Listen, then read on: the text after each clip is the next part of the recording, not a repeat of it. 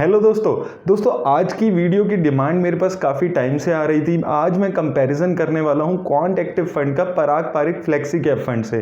तो दोस्तों यहां पर आपको सबसे पहली बात ये समझनी है कि दोनों जो फंड्स हैं वो अलग अलग कैटेगरी के फंड है। जो क्वांट एक्टिव फंड है वो एक मल्टी कैप फंड है, वहीं पराग पारिक फंड जो है ये फ्लेक्सी कैप फंड है। तो आज इस वीडियो में हम लोग देखेंगे कि इन दोनों ने किन कंपनीज में किन सेक्टर्स में पैसा लगाया हुआ है, और एंड में हम देखेंगे कि इन्होंने रिटर्न कैसे दिए, और बाद में मैं आपको बताऊंगा कि क्या आप इन दोनों को अपने पोर्टफोलियो में शामिल कर सकते हैं या नहीं।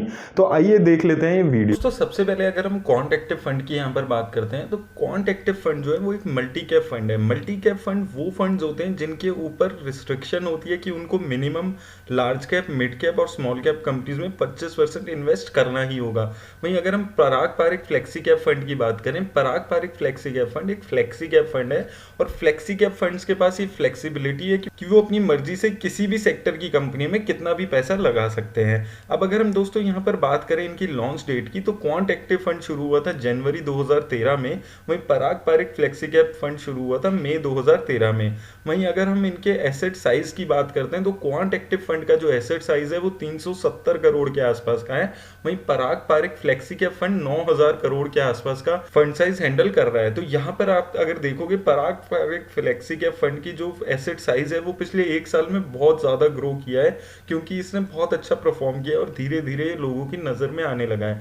अब अगर हम यहाँ पर बात करें इनकी मार्केट कैप के हिसाब से एलोकेशन पे, तो क्वांट एक्टिव फंड ने लार्ज कैप कंपनीज में 33% पैसा लगाया हुआ है, वहीं मिड कैप कंपनीज में 39% और स्मॉल कैप कंपनीज में इसने 26% के आसपास पैसा यहाँ पर लगाया हुआ है। तो जैसे कि मैंने आपको बताया था कि एक जो मल्टी कैप फंड होता है उसके ऊपर ये रिस्ट्रिक्शन होती है कि 25% उसको इन्वेस्ट करना ही करना है हर कैप की कंपनी में, तो यहाँ पर वो चीज हमें दिख रही है। वहीं अगर हम पराग पारिक की बात करते हैं तो इसने लार्ज कैप कंपनीज में 59% पैसा लगाया हुआ है, वहीं मिड कैप कंपनीज में 31% पैसा और स्मॉल कैप कंपनीज में सिर्फ 6% पैसा यहाँ पर इसने लगाया हुआ है। तो अगर हम यहाँ पर इसकी मार्केट कैप देख के रिस्क देखें तो क्वांट एक्टिव फंड में यहाँ पर रिस्क ज्यादा है, क्योंकि स्मॉल कैप कंपनीज में उसका 26% के आसपास पैसा लगा हुआ है, वहीं पराग पारिक सिर्फ 6% पैसा ही अपना लगा रहा है स्मॉल कैप कंपनीज में, तो यहाँ पर रिस्क क्वांट एक्टिव में बढ़ जाता है। अब अगर हम यहाँ पर इनकी बात करें एक्सपेंस रेशो की, तो क्वांट एक्टिव की जो एक्सपेंस रेशो काफ़ी कम है, सिर्फ 0.57% ही इनकी एक्सपेंस रेशो चल रही है। वहीं पराग पारिक की एक्सपेंस रेशो भी कम है, इसकी एक्सपेंस रेशो सिर्फ 0.95% यहाँ पर हमें दिख रही है।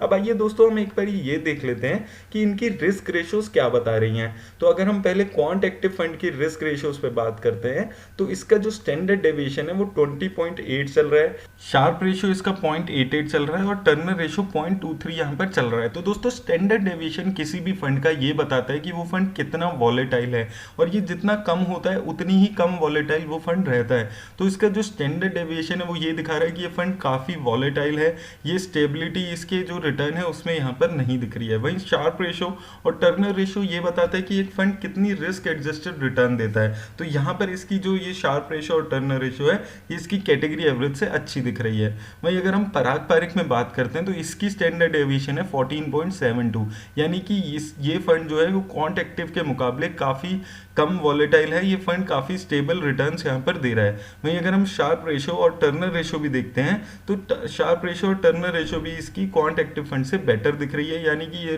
फंड कम रिस्क लेके ज्यादा रिटर्न जनरेट करने में सफल हो पा रहा है।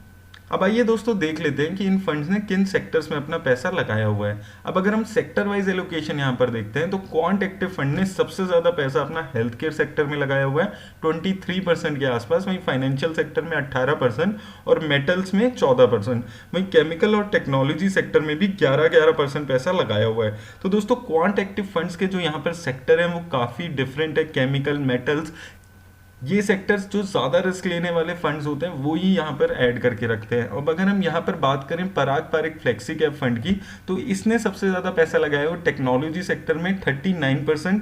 टेक्नोलॉजी सेक्टर में इसका इतना पैसा इसलिए भी दिख रहा है कि इसने फॉरेन कंपनीज गूगल वगैरह में इन्वेस्ट किया हुआ है, वो हम आगे देखेंगे कैसा एलोकेशन है।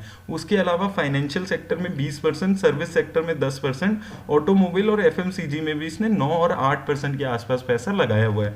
अब इसने जो अपने 5 सेक्टर हैं उसमें 87% के आसपास पैसा लगाया हुआ है, यानी कि जो पराग पारिक है उसका कंसंट्रेशन पोर्टफोलियो का ज़्यादा है in comparison to quant active fund. अब आइए दोस्तों एक बार ये देख लेते हैं कि कंपनीज टॉप 10 की कौन सी है इन दोनों के पोर्टफोलियो में। अब अगर हम यहाँ पर क्वांट एक्टिव फंड की बात करें तो इसने सबसे ज़्यादा पैसा लगाया हुआ है आईसीआईसी बैंक में 7.5% के आसपास, वहीं फोर्टिस हेल्थ केयर में 7% और हिंदुस्तान कॉपर में 6%। वहीं स्टाइलम इंडस्ट्री, टेक महिंद्रा और ओरेकल फाइनेंशियल सर्विस में भी इसने पैसा लगाया हुआ है, और टाटा स्पंज आयरन, दीपक फर्टिलाइजर, वेदांता और इन्फोसिस जैसी कंपनीज इसके टॉप 10 में शामिल है। और इसके टॉप 10 का जो पोर्टफोलियो है वो सिर्फ 44% इसके ओवरऑल पोर्टफोलियो में फॉल करता है। अब अगर हम यहाँ पर बात करें पराग पारिक फ्लेक्सी कैप फंड की टॉप 10 कंपनीज में, तो इसने सबसे ज्यादा पैसा अल्फाबेट इंक क्लास सी में लगाया हुआ है, यानी कि गूगल में इसने 9.5% के आसपास पैसा लगाया हुआ है। वहीं आईटीसी में 8% पैसा लगाया हुआ है और माइक्रोसॉफ्ट कॉर्पोरेशन में भी 8% के आसपास पैसा दिख रहा है। तो दोस्तों इसने फॉरेन इक्विटी में भी अपना 25-26% के आसपास पैसा लगाया हुआ है। वहीं बजाज होल्डिंग में 7%, फेसबुक में 6.5%, उसी तरह इंडियन एक्सचेंज एनर्जी में इसने 6% पैसा लगाया हुआ है, और परसिस्टेंट सिस्टम, एचटीएल सेक, हीरो मोटोकॉप और अमेजॉन जैसी कंपनीज भी इसके टॉप 10 में शामिल है। और इसकी टॉप 10 कंपनीज इसके पोर्टफोलियो का 65% यहाँ पर फॉल कर रही है। तो यहाँ पर अगर हम ये चीज़ देखते हैं तो ये जो पराग पारिक है ये बहुत ही कंसंट्रेटेड पोर्टफोलियो यहाँ पर बनाकर चल रहा है, और ये वैल्यू इन्वेस्टिंग के जो कंसेप्ट है उसको फॉलो करता है कि ये जो कंपनीज गिरी होती हैं, जिनकी अभी थोड़ी डिमांड कम होती है, उसको अपने पोर्टफोलियो में ऐड कर लेता है, जिसका सबसे बड़ा एग्जाम्पल आईटीसी लिमिटेड है जो 8% इसके पोर्टफोलियो में है। वहीं अगर हम क्वांट एक्टिव फंड की स्टाइल देखें तो ये ग्रोथ ओरिएंटेड कंपनीज में ज्यादा पैसा लगाने में विश्वास रखता है। अब आइए दोस्तों एक बारी हम ये देख लेते हैं कि क्या आप इन दोनों ही फंड्स को अपने पोर्टफोलियो में शामिल कर सकते हैं, कितना ओवरलैप इन दोनों की कंपनीज में हो रहा है। क्योंकि अगर हम टॉप 10 कंपनीज इन दोनों की देख रहे हैं तो कोई भी कंपनी यहाँ पर सेम नहीं दिख रही है। तो अब अगर हम इन दोनों के पोर्टफोलियो को डिस्कस करें तो क्वांट एक्टिव फंड के पोर्टफोलियो में टोटल 53 कंपनीज हैं, वहीं पराग पारिक फ्लेक्सी कैप के पोर्टफोलियो में सिर्फ 26 कंपनी है। तो ये मैंने आपको सेक्टर वाइज एलोकेशन में भी आपको बताया था कि यहाँ पर दिख रहा है कि इसने कम कंपनीज में पैसा लगाया हुआ। तो पराग पारिक फ्लेक्सी कैप थोड़ा कंसंट्रेटेड पोर्टफोलियो फॉलो कर रहा है सिर्फ 26 कंपनियों का, वहीं क्वांट एक्टिव फंड जो है उसने 53 कंपनीज यहाँ पर रखी हुई है। और जब मैंने इनकी कॉमन कंपनीज यहाँ पर निकाली तो सिर्फ 7 कंपनीज ऐसी हैं जो इन दोनों के पोर्टफोलियो में कॉमन है, जिसका अगर हम परसेंटेज वाइज बात करें तो 20% ही यहाँ पर दोनों के पोर्टफोलियो में कंपनीज लगभग सेम है। तो अगर आपको ये दोनों ही फंड्स अच्छे लग रहे हैं, आपको दोनों ही फंड्स में लगता है कि आप इन्वेस्ट कर सकते हैं, तो आप इसमें इन्वेस्ट करके ज़्यादा म्यूचुअल फंड का ओवरलैप नहीं होगा, आप इसमें आराम से इन्वेस्ट कर सकते हैं। अब आइए हम ये देख लेते हैं कि इन दोनों ही फंड्स ने कैसी रिटर्न दी है अगर आपने वन टाइम इन्वेस्ट किया होता। तो अब यहाँ पर हम वन टाइम इन्वेस्टमेंट पे अगर बात करें तो पराग पारिक ने एक साल में अगर आपने 10,000 रुपये लगाए होते उस 10,000 रुपये को 17,000 रुपये के आसपास बना दिया है। वहीं क्वांट एक्टिव ने वही पैसा आपका 22,000 रुपये बना दिया है। वहीं 2 सालों में पराग पारिक ने वो पैसा आपका 16,500 रुपये बनाया है और क्वांट एक्टिव ने 20,000। वहीं 3 सालों में और 5 सालों में भी क्वांट एक्टिव ने पराग पारिक से बेटर उस पैसे को दिया है। 5 सालों में 10,000 रुपये क्वांट एक्टिव ने 27,000 रुपये बना दिए हैं, वहीं पराग पारिक ने 24,000। और अगर आपने इन दोनों फंड्स के इंसेप्शन में ही पैसा लगा दिया होता तो क्वांट एक्टिव ने वो 10,000 रुपये आपके 48,000 रुपये बना दिए और पराग पारिक ने वही पैसा आपका 42,000 के आसपास बनाया है। तो दोस्तों रिटर्न के मामले में क्वांट एक्टिव ने आराम से पराग पारिक को हर साल यहाँ पर बीट किया है। लेकिन यहाँ पर आपको एक चीज़ ध्यान रखनी है कि क्वांट एक्टिव फंड में इन्वेस्ट करने पे आपका रिस्क बढ़ जाता है, क्योंकि ये स्मॉल कैप कंपनीज में ज्यादा पैसा लगा रहा है in comparison to Parag Parikh flexi cap. और दूसरी बात, क्वांट एक्टिव फंड जो है वो रिलेटिवली एक नया म्यूचुअल फंड हाउस है और इसकी जो एसेट अंडर मैनेजमेंट है वो काफी कम है। तो आपको ये रिस्क भी ध्यान में रखने हैं क्वांट एक्टिव फंड में इन्वेस्ट करते हुए। अब आइए दोस्तों ये देख लेते हैं कि एसआईपी इन्वेस्टर्स को इस फंड ने कैसा पैसा बना के दिया है। तो अब अगर हम इनका एसआईपी इन्वेस्टमेंट पे कंपैरिजन यहाँ पर देखते हैं तो अगर आपने 1,000 रुपये पर मंथ की यहाँ पर एसआईपी शुरू कराई होती तो पहले साल में आपकी 12,000 की लागत क्वांट एक्टिव ने 18,000 बना दी है और पराग पारिक ने 15,500। वहीं 2 सालों में 24,000 की लागत पराग पारिक ने 34,000 के आसपास बनाई है और वहीं क्वांट एक्टिव ने वही लागत आपकी 42,000 रुपये बना दी है। उसी तरह 3 सालों और 5 सालों में भी क्वांट एक्टिव ने पराग पारिक को आराम से यहाँ पर बीट किया है।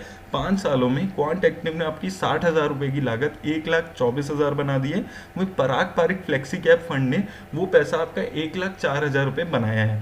तो दोस्तों रिटर्न अगर हम देखते हैं तो दोनों ही फंड्स ने अच्छी रिटर्न दी है, इसमें कोई यहाँ पर डाउट हमें नहीं दिख रहा है। हालांकि पिछले 1 साल में पराग पारिक की परफॉर्मेंस है वो थोड़ी सी नीचे आई है in comparison to other funds, लेकिन फिर भी अगर हम 5 सालों में देखते हैं तो अच्छी रिटर्न यहाँ पर दोनों की दिख रही है। लेकिन आपको दोनों में इन्वेस्ट करते हुए इनके रिस्क एसोसिएटेड ध्यान रखने हैं। पराग पारिक में ये रिस्क है कि ये बहुत ही कंसंट्रेटेड पोर्टफोलियो रखता है और वैल्यू इन्वेस्टमेंट के पोर्टफोलियो को फॉलो करता है। वहीं क्वांट एक्टिव में ये रिस्क है कि ये स्मॉल कैप कंपनीज में 26-27% के आसपास पैसा लगा रहा है और ये जो म्यूचुअल फंड हाउस है वो कंपेरेटिवली नया है। तो अगर आपके रिस्क प्रोफाइल में ये दोनों फंड्स फॉल करते हैं तो आप इसमें इन्वेस्ट कर सकते हैं। और अगर आप ये दोनों ही फंड्स अपने पोर्टफोलियो में ऐड करना चाहते हैं तो इनका जो म्यूचुअल फंड का ओवरलैप है वो काफ़ी कम है, ये हम पहले भी देख चुके हैं। तो आपको इन सब चीज़ों का ध्यान रखना है अपने म्यूचुअल फंड पोर्टफोलियो को बनाते हुए। आपको सिर्फ रिटर्न नहीं देखनी है, आपको उससे रिलेटेड रिस्क भी हमेशा ध्यान में रख के इन्वेस्ट करना है। मेरी तरफ से दोस्तों आज इतना ही। अगर आपको ये वीडियो अच्छी लगी है तो इसको शेयर ज़रूर करें, इसे लाइक भी ज़रूर करें और अगर आपने अभी तक भी मेरा चैनल सब्सक्राइब नहीं किया है तो सब्सक्राइब ज़रूर कर लें। धन्यवाद।